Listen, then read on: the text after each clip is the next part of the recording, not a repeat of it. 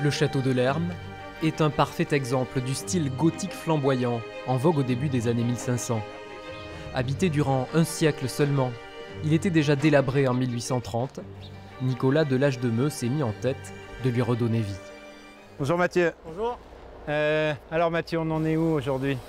Propriétaire des lieux depuis 2020, il s'est lancé avec plusieurs entreprises locales à l'assaut du monument fatigué.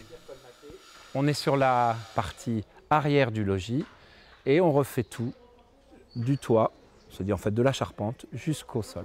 Les pierres trop abîmées sont remplacées, comme certains meneaux ou linteaux. Tout ce qui peut être sauvé, on l'a gardé. Voilà. Il y a des endroits où on n'a pas changé la pierre, on a réagréé. Il y a d'autres endroits où il a fallu changer la pierre.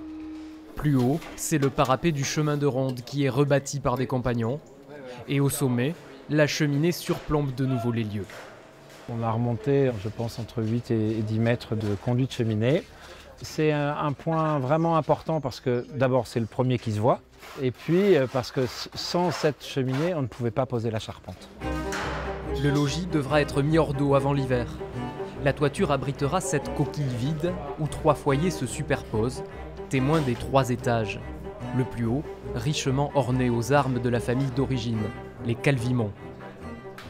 On a une disposition qui est identique sur les 3 pièces. Et plus on va monter en fait, dans les étages, plus le décorum monte en qualité et en finesse. Le château de Lerme a servi de décor au roman d'Eugène Leroy, Jacou le Croquant. Mais contrairement au récit, le bâtiment n'a jamais été incendié. Nicolas de Lagedemeux connaît bien son histoire et les nombreux documents qui témoignent précisément de son état au fil des siècles. Sur ce qui existait, sur la disposition des charpentes, sur tout ce qui est huisserie, on a quand même suffisamment en fait, d'éléments pour s'approcher au plus près, je dirais, de la vérité. L'idée, c'est surtout en fait, de faire en sorte que ce bâtiment ne disparaisse pas, qu'il reparte pour aller pour 500 ans, puisqu'il a maintenant en fait, pas loin de 500 ans. Voilà, c'est ça.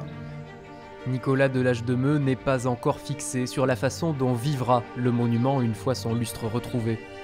D'ici là, 7 ans de travaux seront nécessaires pour mener à terme le projet.